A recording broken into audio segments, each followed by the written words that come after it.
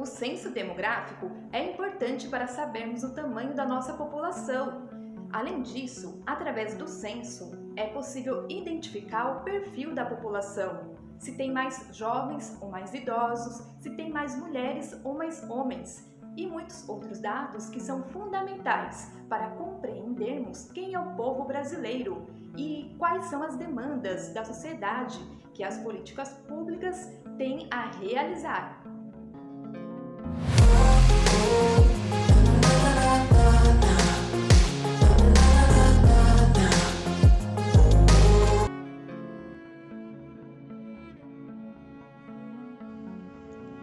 Você sabe o que é censo demográfico? Primeiramente, demografia é a ciência que estuda a quantidade da população humana e suas variações. Então, o censo demográfico é um conjunto de dados estatísticos e tem por objetivo contar os habitantes do território nacional. Não só contar o número de habitantes, mas com os dados do censo é possível identificar as características da população e entender como vivem os brasileiros. Essas informações são imprescindíveis para a definição de políticas públicas de acordo com a realidade da nossa sociedade. E mais ainda, esses dados possibilitam elaborar projeções para o país em diversas áreas. O primeiro censo demográfico foi realizado em 1872, na época de Dom Pedro II, e o último censo, que é o mais atual, foi divulgado pelo IBGE em 2022.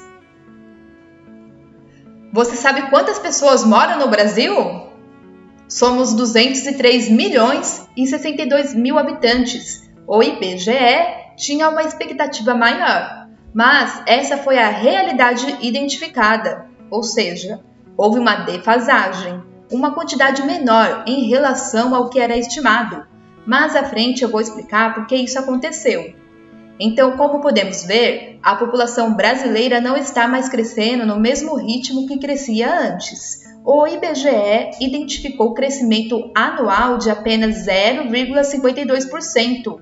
Essa taxa, 0,5%, é a menor registrada na série histórica do censo. Gente, a população brasileira não parou de crescer, porém foi um leve crescimento. É a menor taxa registrada em todos os censos desde a época de Dom Pedro II, lá em 1872. E a tendência é que daqui a alguns anos o país entre em uma estagnação populacional e depois passe a diminuir.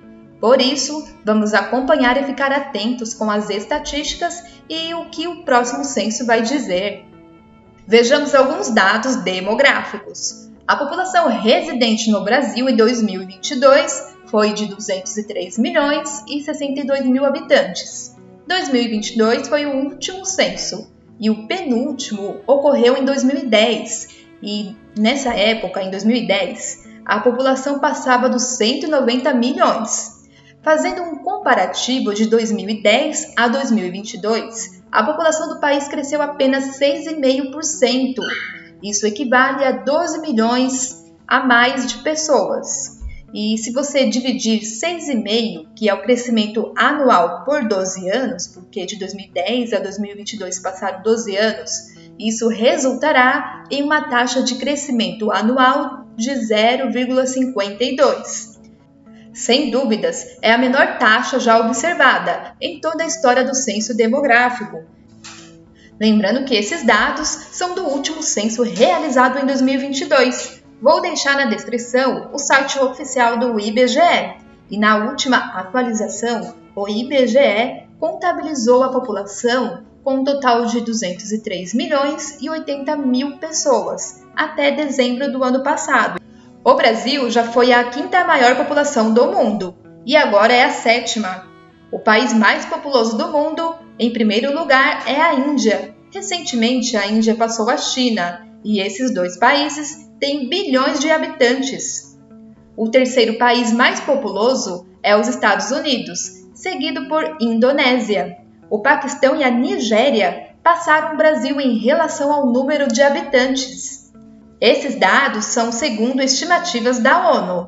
Mas a nossa referência dentro do país é o censo do IBGE, que contabilizou mais de 203 milhões de habitantes.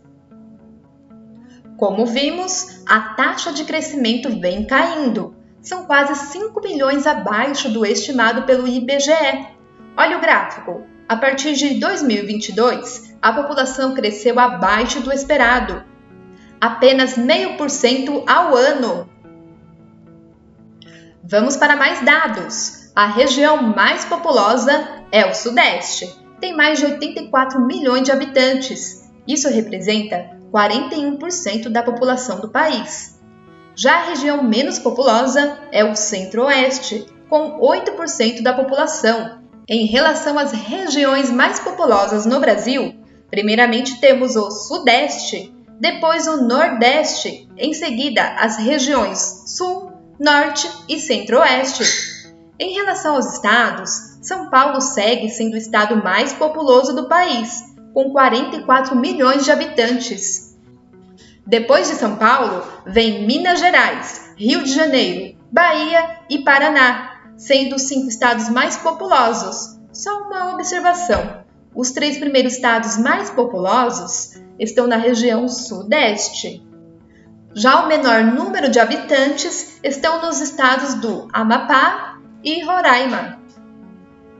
Outro dado importante é que 124 milhões de pessoas vivem em concentrações urbanas, o que corresponde a 57% da população vivendo em apenas 319 municípios. Isso quer dizer que as pessoas estão concentradas em centros urbanos, acima de 100 mil habitantes. E o Brasil possui mais mulheres do que homens em relação à população.